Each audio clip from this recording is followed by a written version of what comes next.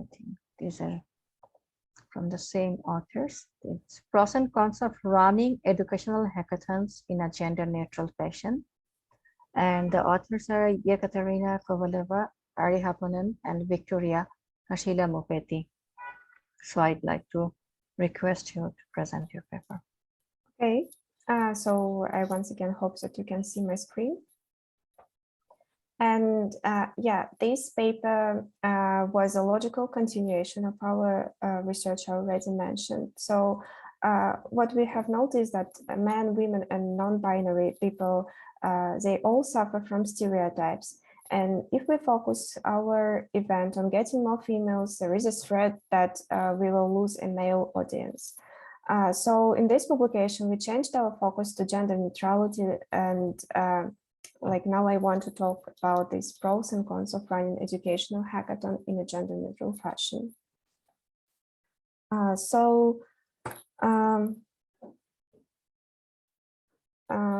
Hackathon as educational event has a great potential, especially it would be beneficial to use these practices in software engineering education as the main, I would say, first goals of hackathons were implementing and developing software.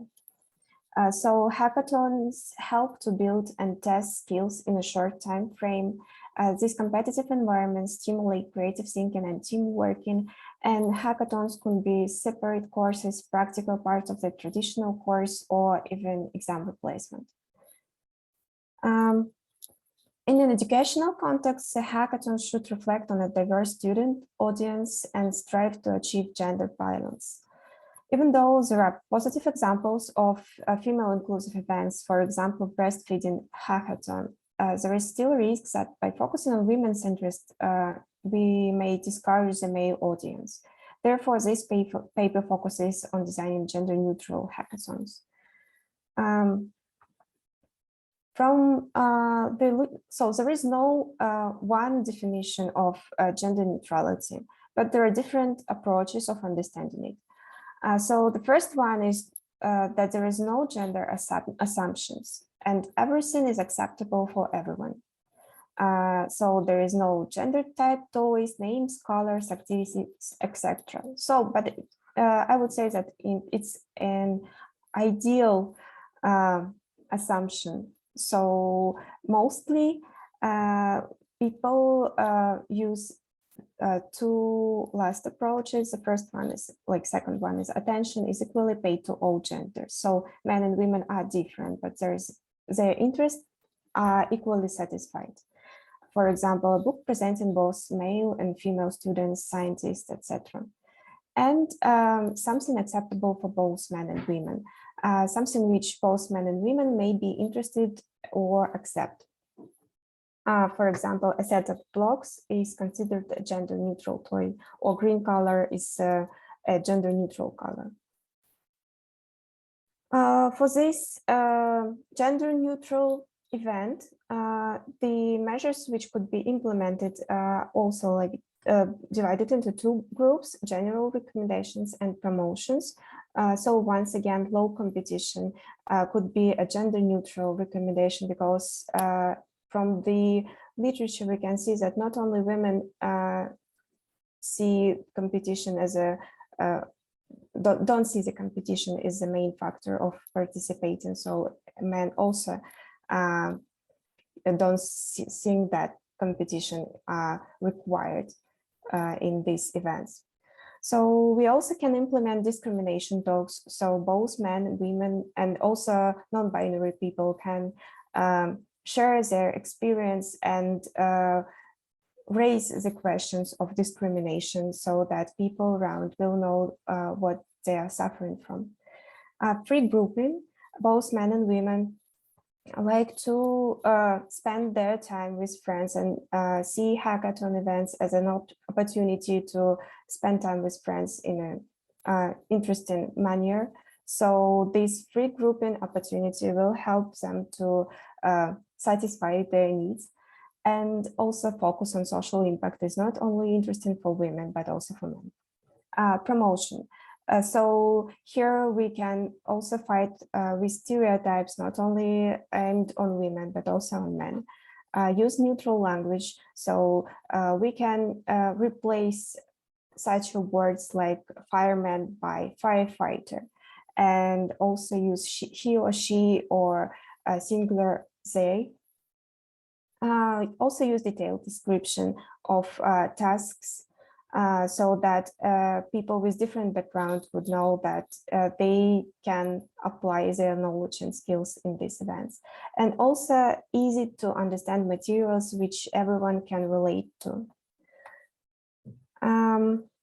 But there are pros and cons of this gender neutral approach. As advantages of this approach, we can see that we will have better inclusivity. It also corresponds to sustainability development goals. And by promoting our event as a gender neutral, it also can encourage wider diversity of collaborators to participate in these events. But it's a challenging task. It also requires external evaluators, because it's difficult to evaluate how gender neutral the event is without this external view. This gender neutral approach is criticized to raise unwanted focus on gender binarity, because if we are talking about something acceptable for both genders, we then once again show that there is something which is unacceptable.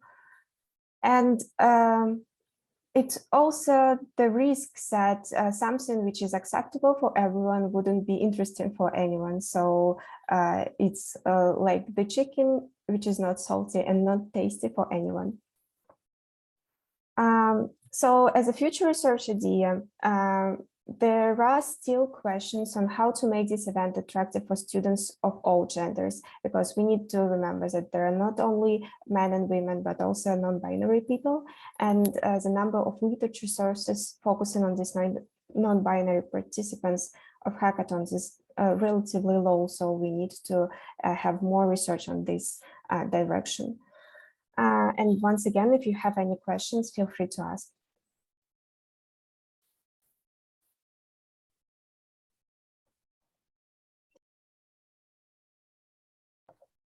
Thank you. So any question from our audience?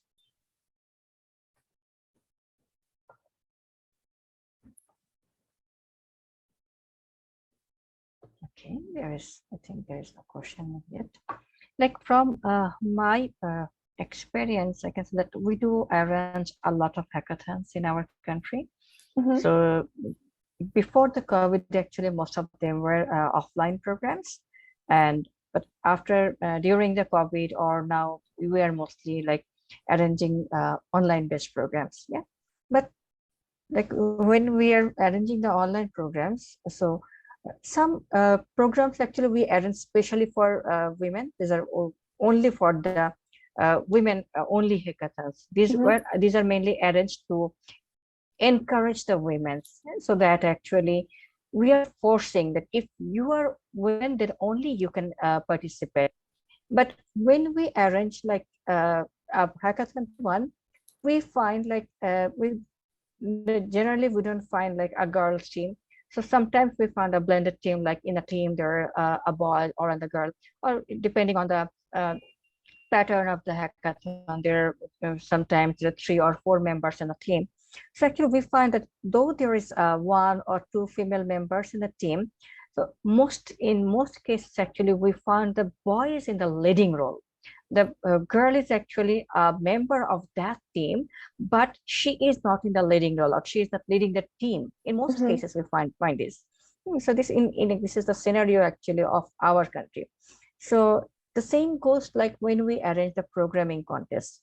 So we are arranging programming contests for several years from 2008, from 1998. Our programmers actually participating ICPC, in International Collegiate Programming Contest, and we found that from 1998, it's now 2022. We are sending a team of 3 members. We didn't get a single female programmers in the International Collegiate Programming Contest team. So actually, after that, in 2000, I think in 2017, actually, we started arranging a separate programming contest for girls. So we are arranging national girls programming contest. We are arranging some school level programming contest for girls. So after that, actually, we are getting more female programmers, but not for the international team, but for the local programs. We found that more female programmers are interested now. So actually, I think so. Sometimes we need to arrange some female-only programs to actually promote our girls. And I think when they are participating in female-only programs, actually they will get the courage or they will get the motivation to participate in the programs where both male and females are participating. Yeah, I agree. I mean, this gender neutral approach is mostly for those cases when you need to encourage both like men and women, because in this educational context, for example, you need to get involved people for students of both genders. So yeah, but yeah, I also heard and read that these female-only events have a great impact on even subsequent participation. So if you have this pre-event where only women participate the first time, they have more courage to participate in this mixed gender events. Thank you. Any comment or any concern from our audience?